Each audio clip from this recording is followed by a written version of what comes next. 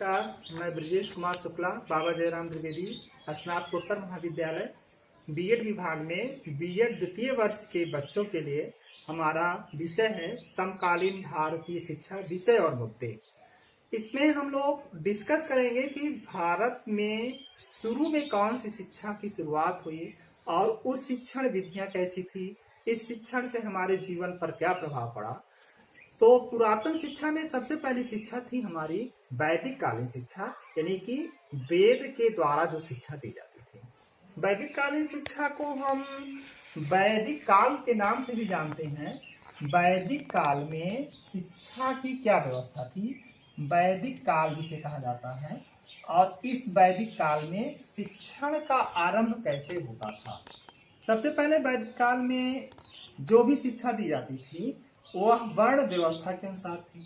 ब्राह्मण, क्षत्रिय और वैश्य, इन तीन वर्ग के छात्रों को गुरुकुल में प्रवेश दिया जाता था।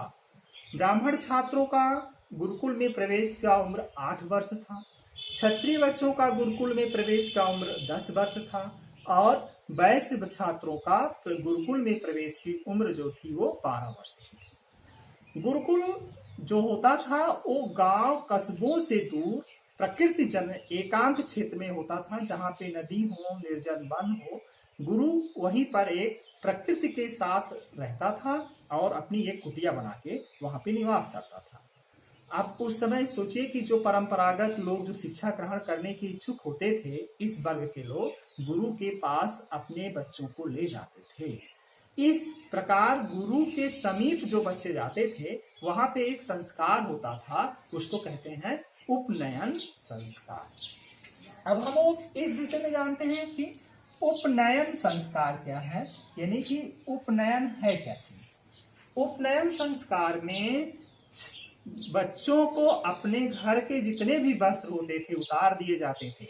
अगर राजा का लड़का है, किसका वैश्य का बेटा है, किसी का भी बेटा है, उस घर के सारे वस्त्र उतार करके ब्रह्मचारी के वस्त्र पहना दिए जाते थे। मेखला दी जाती थी, समिधा दी जाती थी और गुरुकुल के नियमों का पालन करवाया जाता था।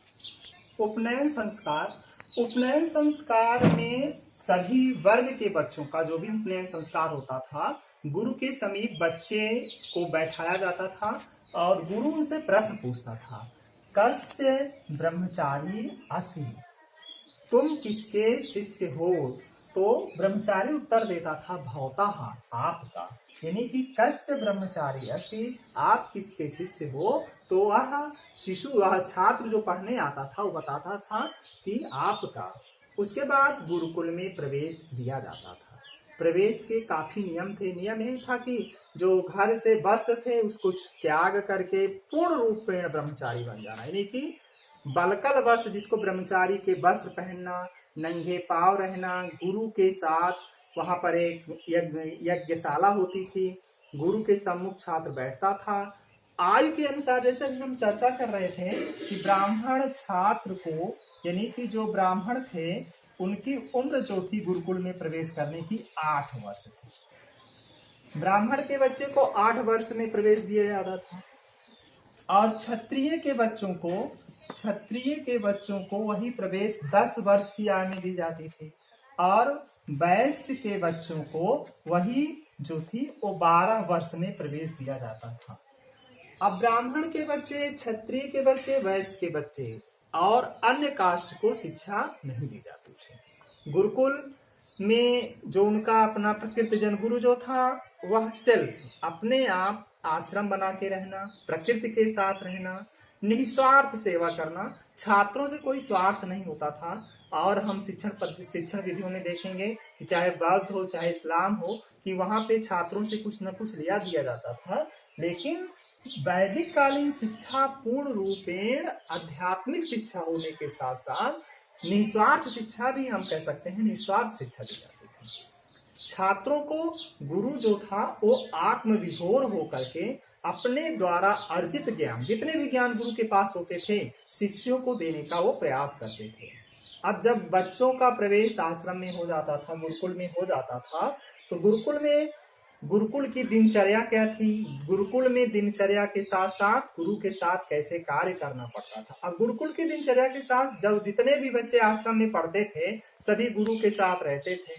सुबह उठना, मॉर्निंग यानी कि भोर उठ जाना, भोर में उठ करके क्या कहते हैं पूजा के लिए व्यवस्था करना, यज्ञ करना, वेदों मंत्र का अध्ययन करवाना, वेद मंत्र का अध्ययन करने के बाद जो गुरुकुल में बच्चे रहते थे उनके भोजन की जो व्यवस्थाएं होती थी गुरु माता करती थी, तो गुरु माता के साथ वह कार्य में जुट जाना। सारे बच्चों का शेड्यूल बनाया जाता था। वहां पे पढ़ने वाले ब्रह्मचारी कितने लोग जंगल से लकड़ी ला रहे हैं, कितने लोग भिक्षा मांग के ला रहे हैं, कितने लोग गुरु माता के साथ आश्रम की लिपाई पुताई या भोजन कर रहे हैं। पूरा जीवन इतना सात्विक बना दिया जाता था कि वह पुत्रवत व्यवहार माता पिता की से ज्यादा स्नेह अपने गुरु के साथ करते थे और पुत्रवत व्यवहार के साथ उस आश्रम में रहते थे। गुरु भी निस्वार्थ बिना किसी आत्म विभोर होकर के अपने छात्रों को शिक्षा देने का प्रयास करता